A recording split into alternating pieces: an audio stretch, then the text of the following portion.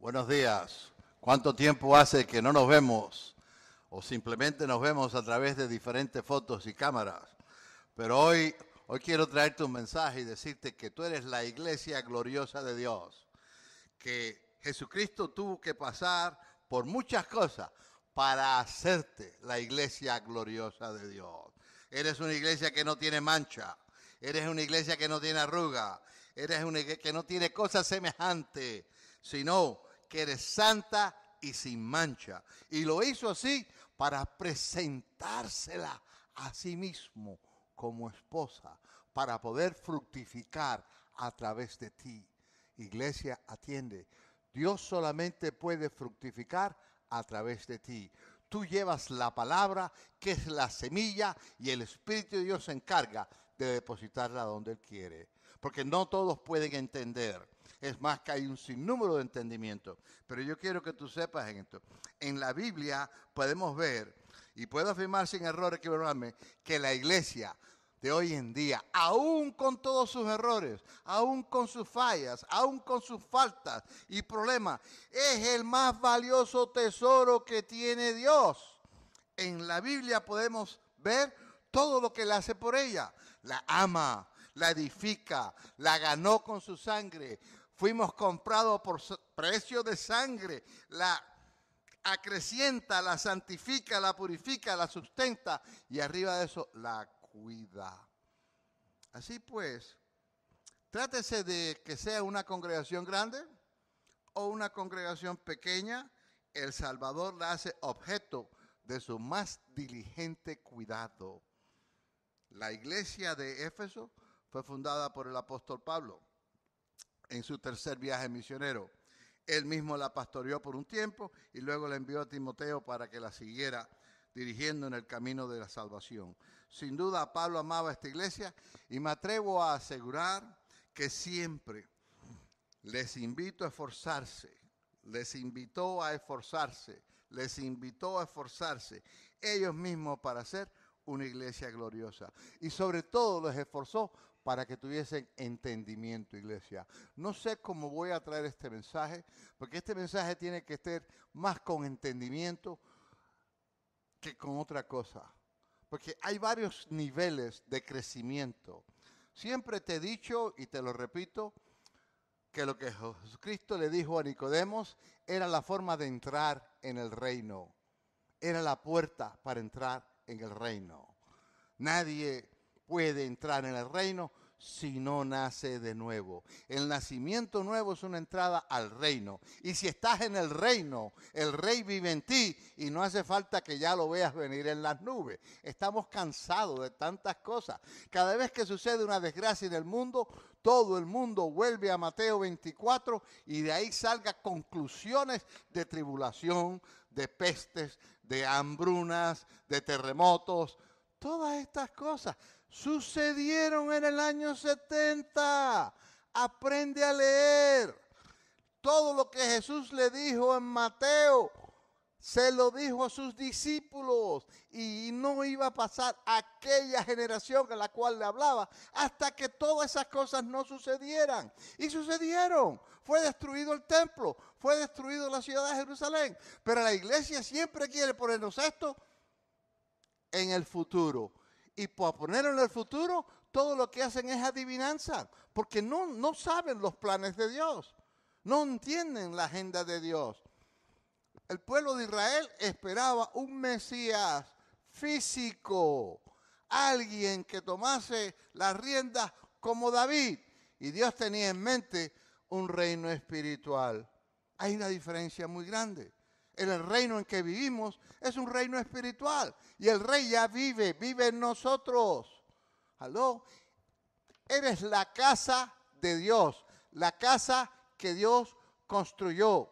Cuando Él dijo, en la casa de mi Padre muchas habitaciones hay. Tú eres una de esa habitación. Y ya estás en la casa de Dios. Y Dios te habita. ¿Para qué quieres verlo en un caballo viniendo en el aire? ¿Te han convertido la locura? Es necesario que leas y entiendas. Es necesario que leas y entiendas. es necesario que leas y entiendas. Daniel, el Señor le decía, los entendidos resplandecerán. No todos están aptos para entender. Mira, te voy a dar varias cosas que te van a hacer moverte. El apóstol Pablo decía, ¿no verdad? Que Pablo amó a la iglesia y se entregó a sí mismo por ella para santificarla, habiéndola purificado en el lavamiento del agua por la palabra, a fin de presentársela a sí mismo, una iglesia gloriosa. Ahora, esa iglesia gloriosa, para poder ser una idónea pareja con el Señor, tiene que saber el conocimiento. No vamos a caer lo mismo que Adán y Eva, donde Adán tenía una ayuda idónea, pero nunca le comunicó el conocimiento de no comer del árbol, por lo cual fue engañada. Cristo, somos la ayuda idónea, somos la pareja idónea de Cristo, pero no nos podemos quedar sin conocimiento, porque nos produce todo tipo de error en nuestras vidas. Y tienes que entender lo que está dicho aquí. Todo lo que Él hizo, Él era el principio y el fin, el alfa y el omega. Con Él terminó todo y tú eres todo lo que Dios quería hacer. ¿Qué es lo único que te falta? Que te esfuerces en crecer, que te esfuerces en entender lo que Dios ha querido hacer contigo, especialmente en estos momentos de crisis. Porque ¿sabes qué? No se puede crecer sin crisis.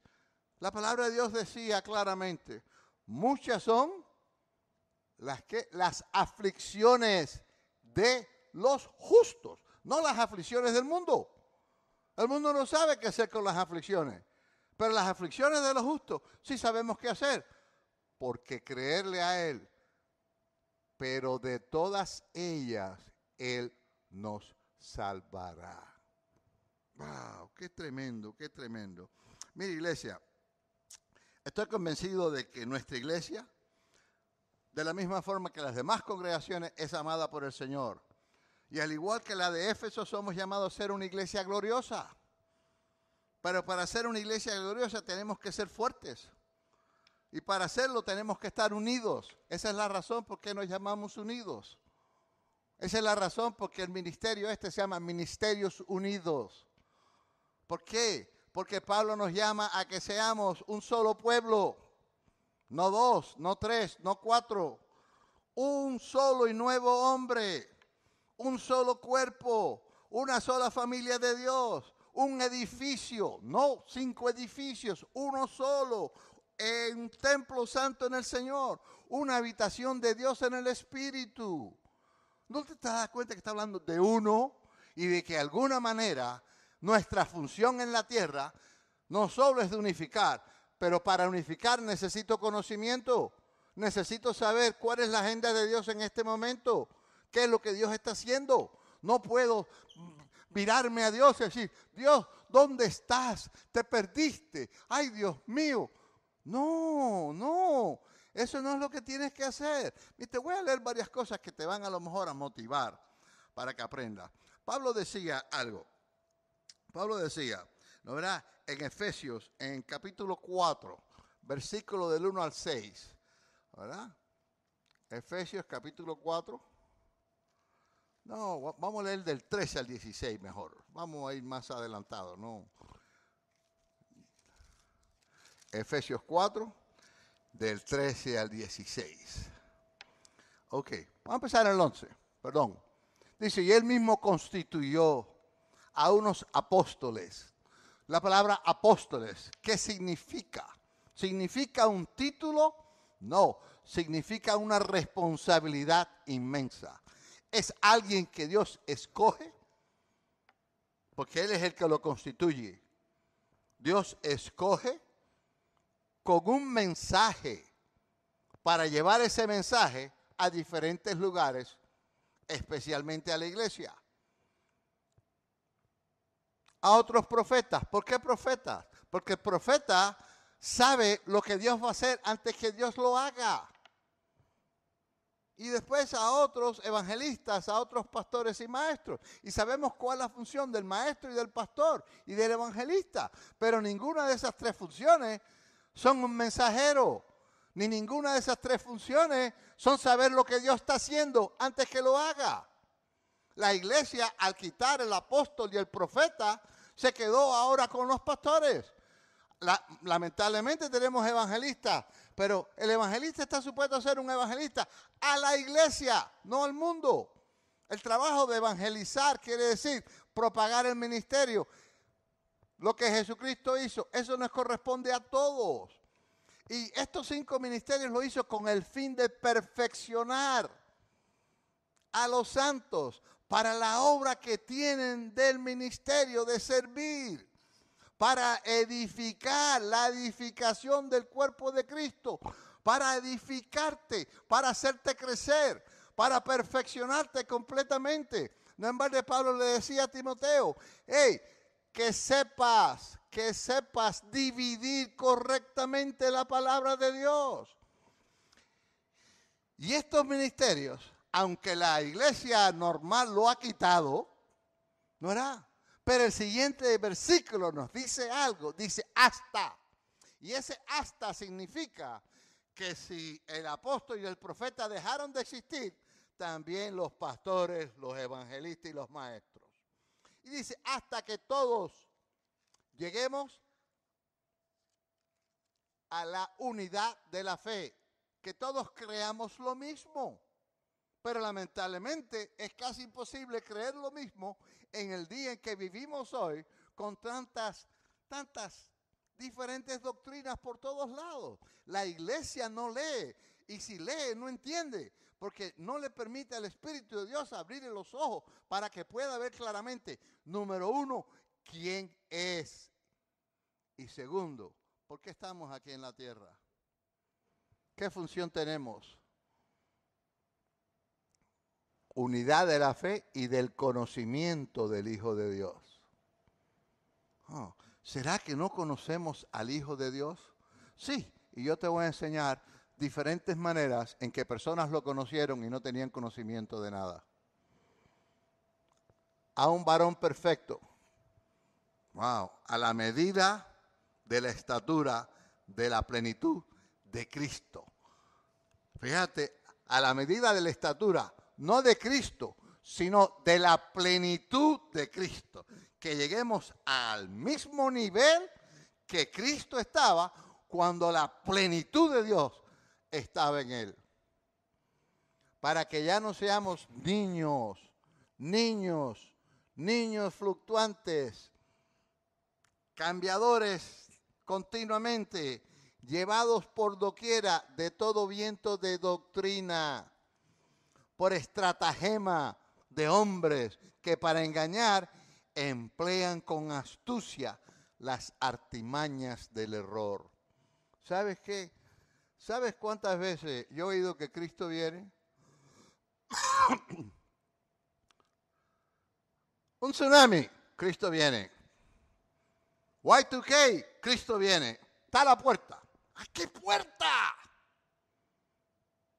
Hoy en día, Cristo viene.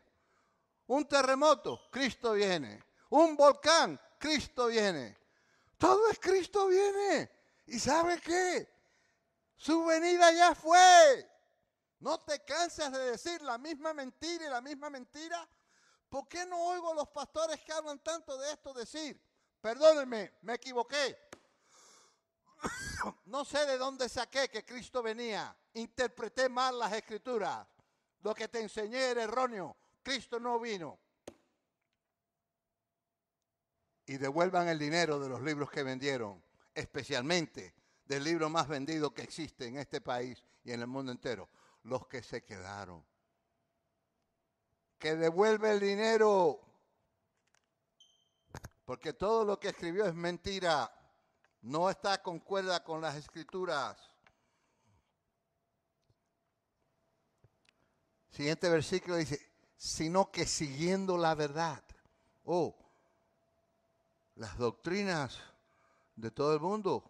No. Siguiendo la verdad. ¿Recuerda Juan lo que decía? La ley vino por Moisés, pero la gracia y la verdad, dos cosas diferentes. La gracia, somos salvos por gracia por medio de la fe, pero la verdad el Espíritu Santo te la tiene que revelar, pero te tienes tú que esforzar en conocerla. Tienes que tú pasar el tiempo en leer y en estudiar. Siguiendo la verdad en amor, crezcamos en todo, en aquel que es la cabeza. Esto es Cristo, que crezcamos en Él. Somos su cuerpo, el cuerpo tiene que crecer en Él. ¿Verdad? Quiero enseñarte algo. Y yo quiero que me prestes atención, porque esto enseña varias cosas, ¿no, verdad? Y esto enseña a lo mejor a la iglesia,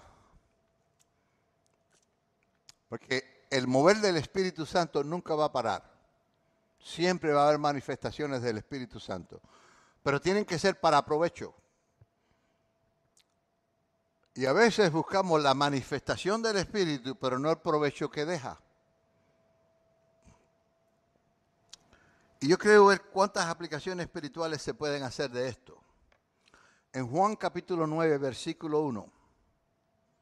¿No, verdad? Estamos hablando del ciego de nacimiento.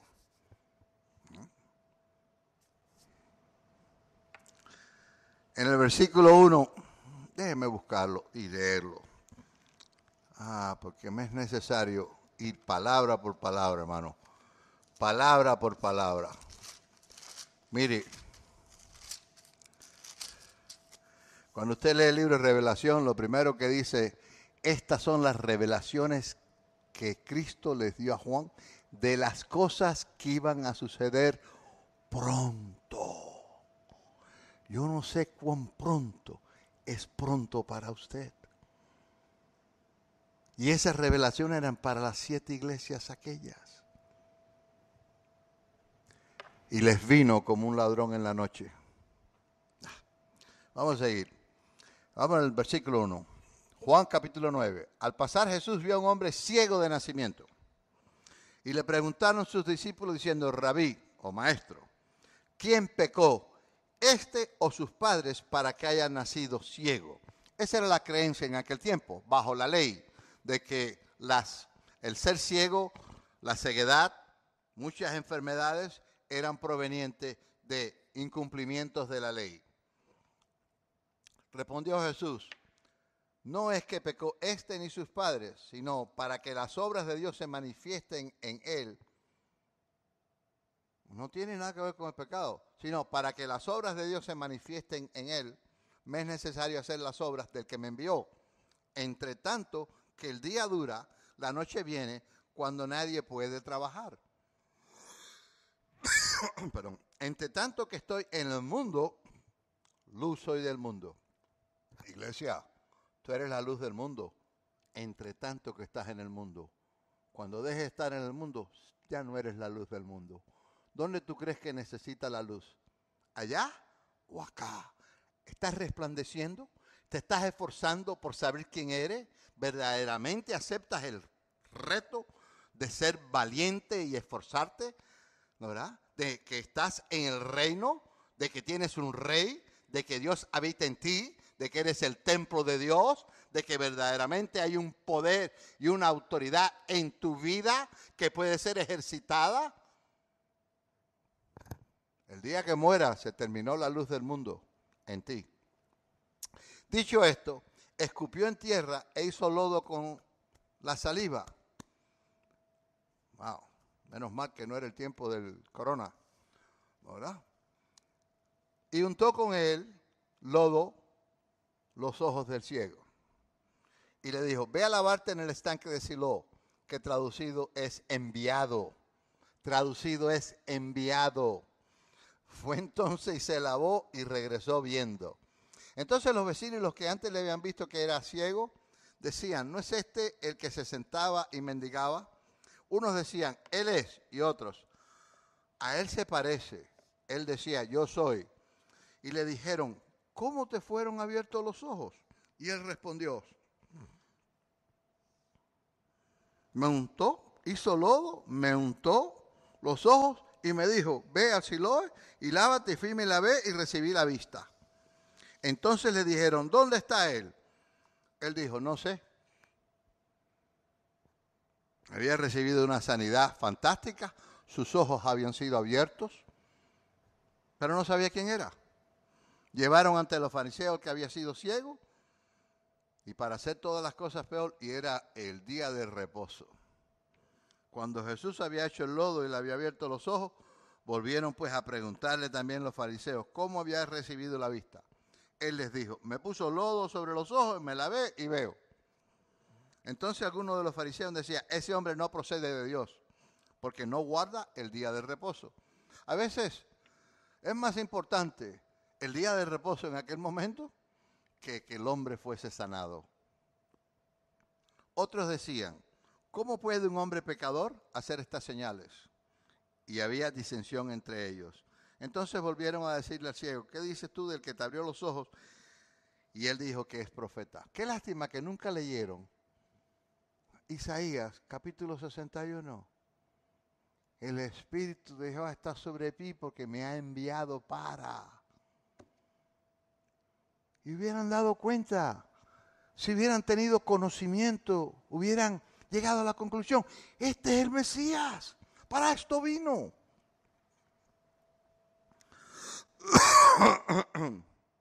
¿Qué dices tú del que te abrió los ojos? Y él dijo, que es profeta. Pero los judíos no creían que él había sido ciego y que había recibido la vista, hasta que llamaron los padres del que había recibido la vista y le preguntaron, ¿es este vuestro hijo el que vosotros decís que nació ciego? ¿Cómo pues ve ahora? Sus padres respondieron y le dijeron, sabemos que este es nuestro hijo y que nació ciego. Pero como vea ahora, no lo sabemos. O quién le haya abierto los ojos. Nosotros tampoco lo sabemos. Edad tiene, preguntarle a él hablará por sí mismo. Esto dijeron sus padres porque tenían miedo de los judíos, por cuanto los judíos ya habían acordado que si alguno confesase que Jesús era el Mesías, ya ellos tenían cierto entendimiento, pero no querían aceptarlo. No querían aceptarlo, porque era contrario a su doctrina, a su poder, a lo que ellos estaban haciendo. Si alguno confesase que Jesús era el Mesías, fuera expulsado de la sinagoga. Por eso dijeron sus padres, ¿edad tiene? Preguntarle a él. Entonces volvieron a llamar al hombre que había sido ciego y le dijeron, da gloria a Dios. Nosotros sabemos que ese hombre es pecador. Entonces él respondió y dijo, si es pecador no lo sé. Una cosa sé, que habiendo yo sido ciego, ahora veo.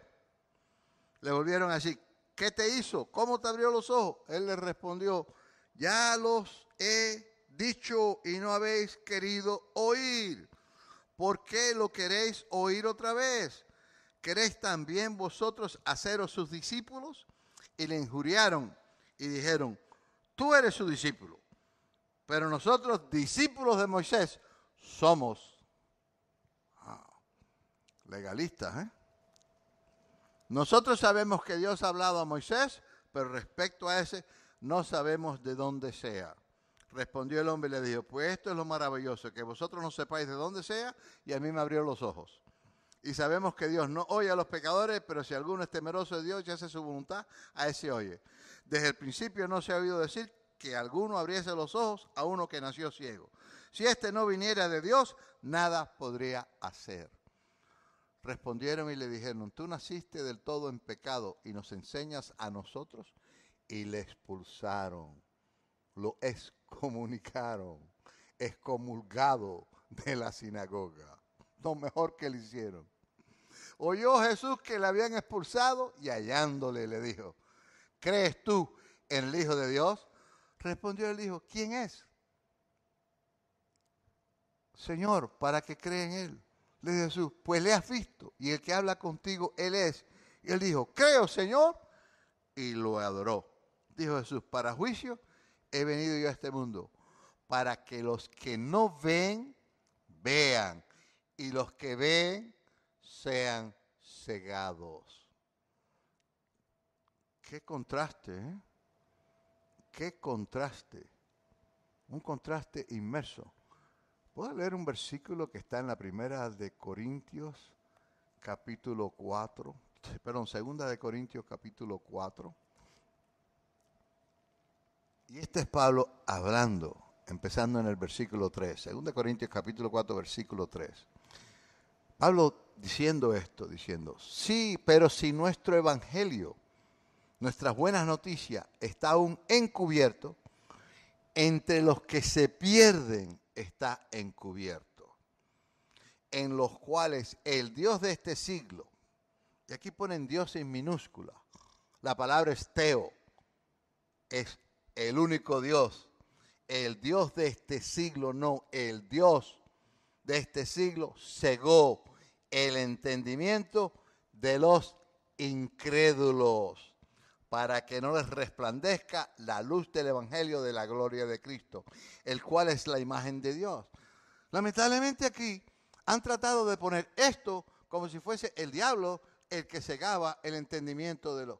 No, el entendimiento de los incrédulos lo cegó Dios. ¿Ok? Porque no nos predicamos a nosotros mismos, sino a Jesucristo como Señor y a nosotros como vuestros siervos por amor de Dios. Porque Dios que mandó que de las tinieblas resplandeciera la luz, es el que resplandeció en nuestros corazones para iluminación del conocimiento de la gloria de Dios en la faz de Jesucristo. Pero tenemos este tesoro en vasos de barro para que la excelencia del poder sea de Dios y no de nosotros. Y después se agrega que estamos atribulados en todo, mas no angustiados, en apuros, mas no desesperados, perseguidos, mas no desamparados, derribados, pero no destruidos. Iglesia, este es un tiempo perfecto. Sin crisis no hace falta crecer en fe. La crisis es una oportunidad de crecimiento en fe. Te voy a seguir leyendo.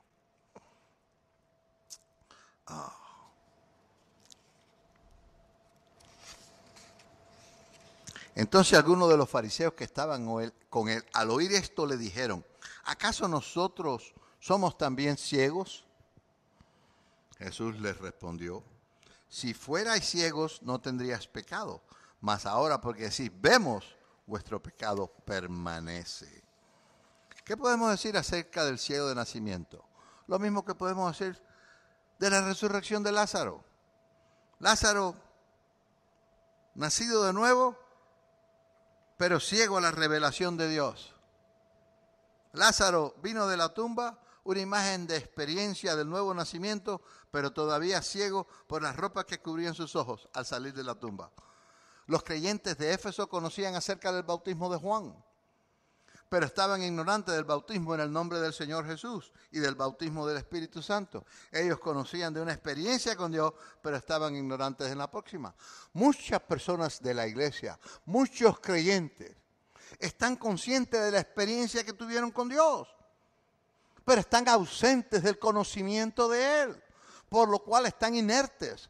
Se sientan en un banco por el resto de su vida, pero están inertes. Y oyen tantas cosas tan diferentes que hay una confusión tan grande en sus vidas que no saben si para adelante o para atrás o para el lado o para la izquierda. Iglesia, es tiempo de esforzarnos y hacer que la iglesia gloriosa de Cristo crezca en entendimiento y conocimiento. En el libro de los Hechos, capítulo 19, versículo del 2 al 6, del versículo 2 al 6, es Pablo. Les dijo, recibiste el Espíritu Santo cuando creíste. Se encontró con un grupo de personas que eran discípulos de Juan el Bautista. Solo conocían el bautismo de Juan. ¿Habían tenido una experiencia? Y ellos le dijeron, ni siquiera hemos oído si hay Espíritu Santo. Entonces dijo uno, ¿en qué pues fuiste bautizados? Ellos dijeron, en el bautismo de Juan. Era un bautismo de arrepentimiento. Dijo Pablo, Juan bautizó con bautismo de arrepentimiento, diciendo al pueblo que creyesen en aquel que vendría después de él. Esto es en Jesús el Cristo. Cuando oyeron esto, fueron bautizados en el nombre del Señor Jesús. No hay un solo apóstol, ni Pedro, que haya bautizado en el nombre del Padre, del Hijo y del Espíritu Santo. Eso es un cuento. Tenían que ser bautizados en su muerte. Y esto todo era una sombra de la realidad. Pero todavía el Padre, el Hijo y el Espíritu Santo, sin entender que es uno solo, un solo Dios, una sola fe, un solo bautismo. El apóstol Pablo lo declara claramente. No entiendo por qué la iglesia siempre vuelve a la historia acerca de Jesús y no vuelve a lo que está escrito acerca de Cristo, el resucitado. Son dos cosas diferentes. Y habiéndole impuesto a Pablo las manos, vino sobre ellos el Espíritu Santo y hablaban en lenguas y profetizaban. Una situación similar ocurrió con Apolos. Y afortunadamente él se sometió a ser instruido. Es una bendición, o iluminado, por Priscila y Aquila. En Hechos capítulo 18, del 24 al 26, dice, llegó entonces a Éfeso un judío llamado Apolos, natural de Alejandría, varón elocuente, poderoso en las escrituras. Varón elocuente, poderoso en las escrituras. Este había sido instruido en el camino del Señor y siendo de espíritu fervoroso, hablaba y enseñaba diligente lo concerniente al Señor, aunque solamente conocía el bautismo de Juan. Y comenzó a hablar con denuedo, con valentía en la sinagoga. Pero cuando lo oyeron Priscila y Aquila, le tomaron aparte y les pusieron más exactamente el camino de Dios. Qué extraño que todavía hoy no se bautice en el nombre de Jesús. Nosotros, como Pablo, entendemos esto claramente. Las transiciones que ha habido del crecimiento, de lo que Jesús vino a hacer, cómo se convirtió del Mesías al Señor y cómo se convirtió entonces como cabeza de la iglesia, de los llamados. ¿Y qué es lo que quiere hacer con los llamados? Los llamados se convierten en la esposa de Él, porque a través de los llamados es que Él se multiplica. Y Él vino a tomar un reino, Él nació rey y fue al cielo y tomó el reino y volvió a la tierra para enseñarle a las personas que el sacrificio que Él había hecho había sido aceptado. Esa es la única razón. Vamos a seguir. La obra de Dios es que usted cree en el Señor Jesucristo. En Juan capítulo 6, versículo 29 lo dice claramente. ¿Cuál es la obra de Dios? Le preguntaron. Él respondió y les dijo, esta es la obra de Dios, que creáis en el que Él os ha enviado. La revelación de las obras de Dios en el hombre ciego, que a través del hombre ciego otros pueden creer en el Señor Jesucristo.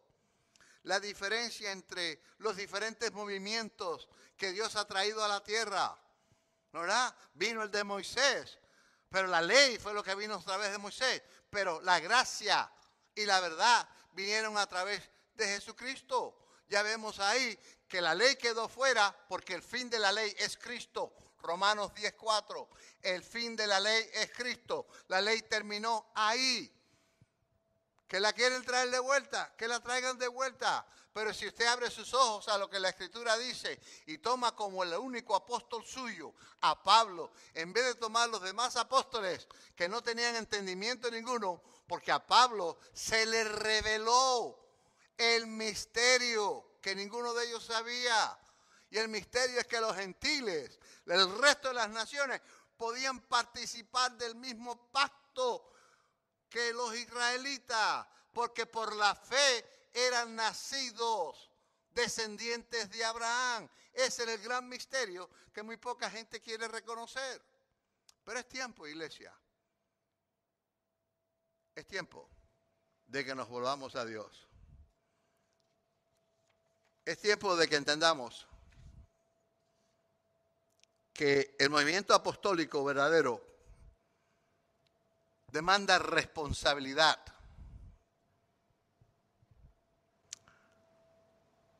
Personal. El hombre ciego tenía que caminar a una piscina específica. No tenía que ir al Mar Rojo, no al Mar Muerto, no a bautizarse en el Jordán, sino a la piscina de Siloé para recibir su vista. La piscina de Siloé es simbólica de una iglesia apostólica o una fuente apostólica. Esta agua es la dimensión de la unción, trae claridad de visión y de propósito. Lo apostólico se refiere a la posición de ser enviado. En el libro de Hebreos, capítulo 3, versículo 1, el escritor dice: por tanto, hermanos santos y participantes del llamamiento celestial, considerad al apóstol y sumo sacerdote de nuestra profesión o nuestra vocación, Cristo Jesús. Fíjese, no pone Jesús, Cristo, sino Cristo Jesús. El Mesías no, el Señor Salvador. El Mesías Salvador, el Rey de Reyes, Señor de Señores. Él es enviado por el Padre. Él mismo decía en Juan capítulo 5, versículos 36 y 37, él decía: mas yo tengo un mayor testimonio que el de Juan, refiriendo a Juan el Bautista, porque las obras que el Padre me dio para que cumpliese, las mismas obras que yo hago, dan testimonio de mí, que el Padre me ha enviado. Vale, era un apóstol. Vino con una misión, vino con un mensaje, vino a cumplir ciertas obras. También el Padre que me envió ha dado testimonio de mí. Nunca habéis oído su voz, ni habéis visto su aspecto. Vamos a seguir ahora a la siguiente versión. Le es necesario que yo me vaya para que Él venga. Dios sigue en su agenda. Su agenda va avanzando, va avanzando. Juan capítulo 14, versículo 26. Mas el Consolador, el Espíritu Santo. Hermano, yo les he dicho a ustedes acerca de por qué le llaman Espíritu Santo. No hay duda que Dios es santo. ¿Okay? Pero déjenme explicarles por qué le decían Espíritu Santo. Eso empezó desde el desierto, en el tabernáculo hecho de pieles, que tenía el atrio o el patio, el lugar santo y el lugar santísimo. Dios habitaba en el lugar santísimo. Y el pueblo sabía cuando Dios estaba en el lugar santísimo, porque las pieles se movían continuamente como si hubiese un viento interno dentro de eso. Entonces decían,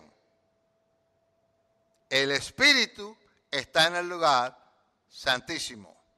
Y de ahí vino la traducción, el Espíritu Santo. Dios mismo. Mas el Consolador, el Espíritu Santo, a quien el Padre enviará en mi nombre. Él os enseñará todas las cosas y os recordará todo lo que yo os he dicho. Las personas apostólicas vivimos bajo la mentalidad continua de que somos enviados, de que tenemos un mensaje y que no es un mensaje que es conforme al fluir de la iglesia de Dios en estos momentos. De la misma forma que el fluir del mensaje de Jesús nunca fue conforme al mensaje que ellos tenían de la ley. Y aún después de resucitado, su mensaje nunca fue conforme a agregar a los gentiles, ¿no verdad?, a el pueblo de Israel sin tener que pasarlos por la circuncisión ni por los ritos de ellos, sino única y exclusivamente por fe. Ve como el apóstol siempre rompe lo establecido para establecer lo nuevo. Quita lo viejo para poner lo nuevo. Acabamos de leer que Jesús era el sumo, ¿no verdad? Sacerdote, apóstol y sumo sacerdote de nuestra profesión. Mire lo que dice, mire lo que dice en Hebreos. Ajá. Un solo versículo te voy a enseñar. Dice en Hebreos capítulo 10, versículo 5. Dice, por lo cual entrando en el mundo dice, sacrificio y ofrenda no quisiste, mas me preparaste cuerpo. Él iba a ser el sacrificio. Holocaustos y expiaciones por el pecado no te agradaron. Entonces dije, he aquí que vengo, oh Dios, para hacer tu voluntad. Como en el rollo del libro está escrito de mí, utilizando el Salmo 40, versículos 6 y 8, diciendo, primero sacrificios y ofrendas y holocaustos y expiaciones por el pecado, no quisiste, ni te agradaron, las cuales cosas se ofrecen, no que se ofrecían, se ofrecen. Todavía el templo estaba, todavía esto estaba sucediendo. Vemos 14 años después que ya Dios rompió el velo, Pedro subiendo al templo a la hora de la oración. Las cuales cosas se ofrecen según la ley, y diciendo luego, he aquí que vengo Dios para hacer tu voluntad. Wow. Quita lo primero para establecer esto último.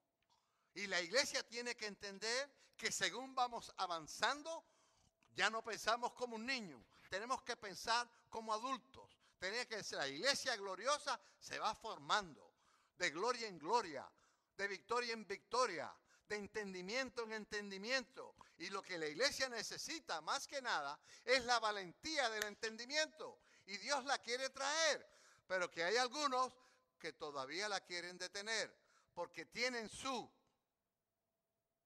estructura fundadas en ritos de los cuales Dios quiere quitar lo viejo para dejar esto nuevo.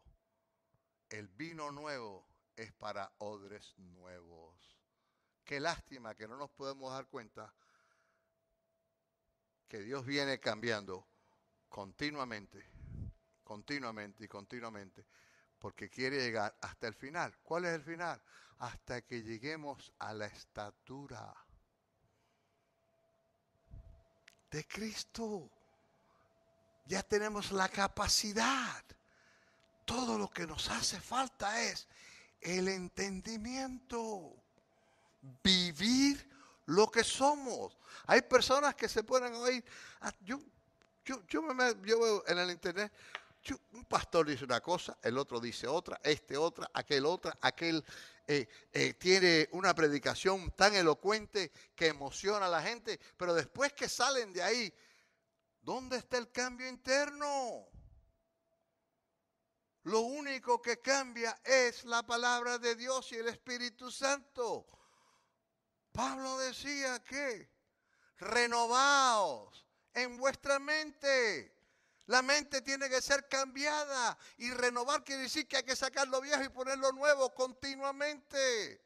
Tiene que haber un crecimiento. Todos nosotros sabemos que de niño a la edad que tenemos ahora hemos cambiado de mentalidad muchas veces.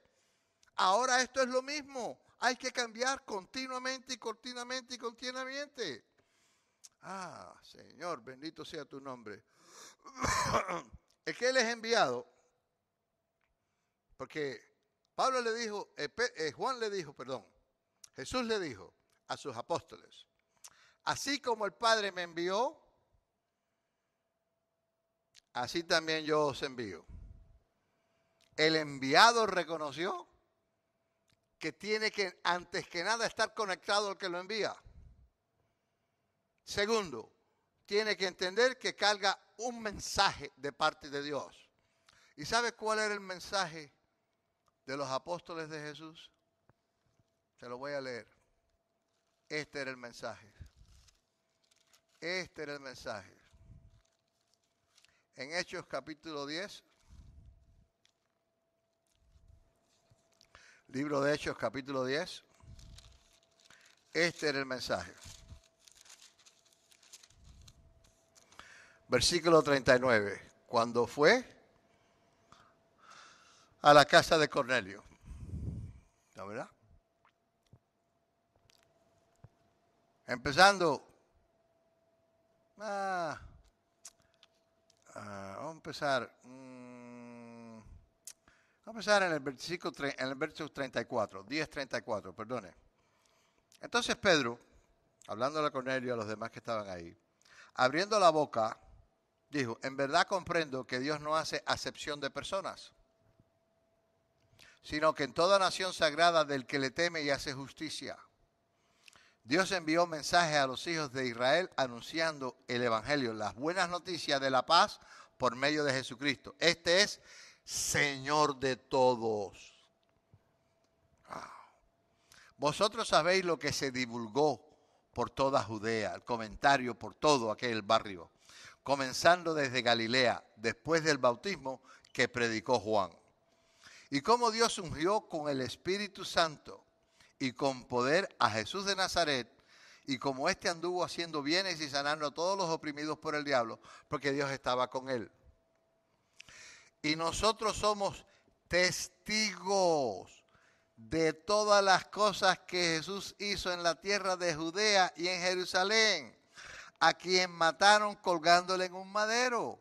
A este levantó Dios al tercer día e hizo que se manifestase, no a todo el pueblo, sino a los testigos que Dios había ordenado de antemano, a nosotros que comimos y bebimos con él, después que resucitó de los muertos. Y nos mandó que predicásemos al pueblo y testificásemos que él es el que Dios ha puesto por juez de vivos y muertos. De este dan testimonio todos los profetas, que todos los que en él creyeren recibirán perdón de pecados por su nombre.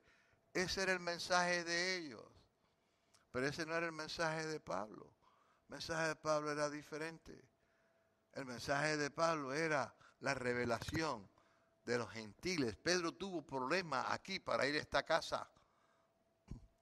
Es más, tantos problemas tuvo que en el versículo 11, después que hizo todo esto, dice: oyeron los apóstoles, los hermanos que estaban en Judea, oyeron que Pedro estuvo en casa de un romano, que también los gentiles habían recibido la palabra de Dios. Y cuando Pedro subió a Jerusalén, disputaban con él los que eran de la circuncisión, pero eran creyentes, pero de la circuncisión, diciendo: ¿por qué has entrado en casa de hombres incircuncisos y has comido con ellos? Entonces comenzó Pedro a contarles por orden lo sucedido. Ahí te das cuenta de las contrariedades que siempre el ministerio apostólico trae. Porque el ministerio apostólico siempre está a la cabeza, al frente de lo que Dios quiere hacer. Y es acompañado fuertemente por el profeta, que les deja saber al unísono y a la misma vez les asegura con el testimonio que dan de lo que Dios está haciendo. Mire, hermano, Dios en este momento está arreglando la tierra. Dios está trayendo la tierra a donde Él quiere. Dios está despertando a la iglesia a que tenga un conocimiento claro de quién es. El venir a congregarte, oír, irte para tu casa y vivir como antes vivías, ya no va a caminar más. Dios está exigiendo algo más. Dios está exigiendo de que tú vivas conforme a cómo vive la iglesia gloriosa. De que entiendas que tienes una función, de que entiendas que la razón que te congregas, ¿no verdad?, es para no solo amar a los hermanos, ayudar a los hermanos, pero para aprender, para adorarle, para traerle sacrificios. Pero ¿sabes qué? Se acostumbraron a algo diferente y Dios quiere cambiarlo todo. Dios quiere cambiarlo todo. El poderío chino se va a caer. Todo el mundo va a, mire, y esto es profético, todo el mundo va a darse cuenta de que aunque los científicos dicen que este es un virus que saltó de un animal a un hombre, yo le digo a usted que no fue así, que esto fue creación de la China. Porque lamentablemente los Estados Unidos y el presidente de los Estados Unidos es el enemigo más grande que el mundo que se está viviendo hoy en día tiene, porque viene a cambiarlo todo conforme al orden de Dios. Y yo sé que usted dice, no, pero usted es político. No, yo no soy político. Yo soy un hijo de Dios. Yo no soy republicano ni soy demócrata. Yo simplemente sé cuando Dios llama a un hombre y sé que tengo que prestarle atención a lo que dice y hace, porque Dios lo está tratando de usar. La iglesia de Cristo es una iglesia gloriosa que tiene que esforzarse en conocimiento. ¿Sabes qué? ¿Usted sabe cuántos hermanos yo conozco que se salvan y después siguen haciendo lo mismo que estaban haciendo? No, lo apostólico rinde cuentas a quien lo envía. Representa al que lo envía. Es un enviado. Cuando vieron al ciego después, no lo reconocieron después de su visita. Así lo es. Note que Jesús no cambió su apariencia en ninguna forma. La única cosa diferente acerca de él fue que recibió la vista. ¿Cómo es que sus vecinos y conocidos no le conocieron más? Se parece, pero ya no sabemos si es él o no. Respuesta, su caminar cambió. Su caminar cambió. Su caminar no fue ya más el de un hombre ciego. Él era ahora más enérgico, con propósito, más seguro y recto en su caminar, completamente entregado a que el Mesías vino única y exclusivamente a darle la vista a él para que lo siguiera.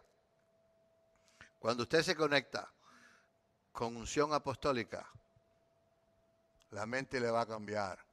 Y usted tiene dos caminos, o lo rechaza o lo acepta. Esa es su decisión, no la mía. Pero ¿sabe qué? Lo bueno que tiene el apostólico es que nunca decimos nada más de lo que está escrito. Y entendemos lo que está escrito. Y se lo podemos hacer entender a las personas que verdaderamente quieren seguir, como Pablo decía, siguiendo la verdad en amor. Pero los que ya están conformes a lo que le enseñaron, se acabó. ¿Usted sabe cuánto tiempo lleva Israel y la iglesia cristiana tratando de reconstruir un templo? Pero lamentablemente lo están tratando de reconstruir donde está la mezquita islámica. ¿Y sabe qué? Si se diesen cuenta de que Dios utilizó eso, pero ya no tiene uso para eso, de que ahora tiene un nuevo templo. Dios no quiere habitar en ningún otro templo que sea hecho por manos humanas. Dios quiere habitar en la nueva casa que Jesucristo preparó. Limpió vasos humanos y fue y le dijo al Padre, están listos para tu presencia. Y vino Dios y empezó a habitar aquellos vasos.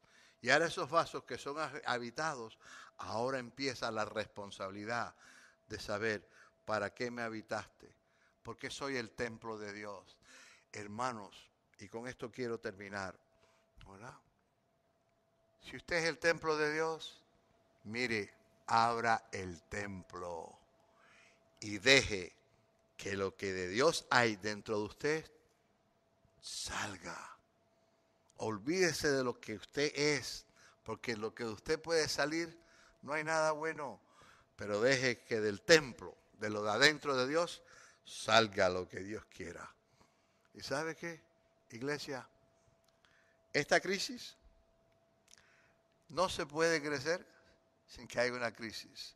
La siguiente lección hablaremos de diferentes crisis de los hombres de Dios y cómo les vino un David nunca hubiera sido nadie si no tiene la crisis de tener que matar un Goliat. Un José nunca hubiera sido nadie si no pasa por la crisis continua. Y cada crisis lo llevó a un lugar más alto, a un lugar más alto, a un lugar más alto, hasta que llegó. No le tenga miedo a la crisis.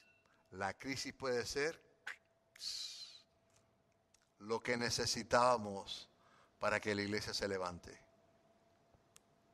Te bendigo en el nombre de Cristo. Y verdaderamente me gustaría retarte a que este tiempo que tienes de tranquilidad, leas las Escrituras y aprendas a dividirlas correctamente. En el nombre de nuestro Señor Jesucristo. Bendiciones de parte de Dios. Amén. Fuente de todo poder, el agua que sacia mi sed.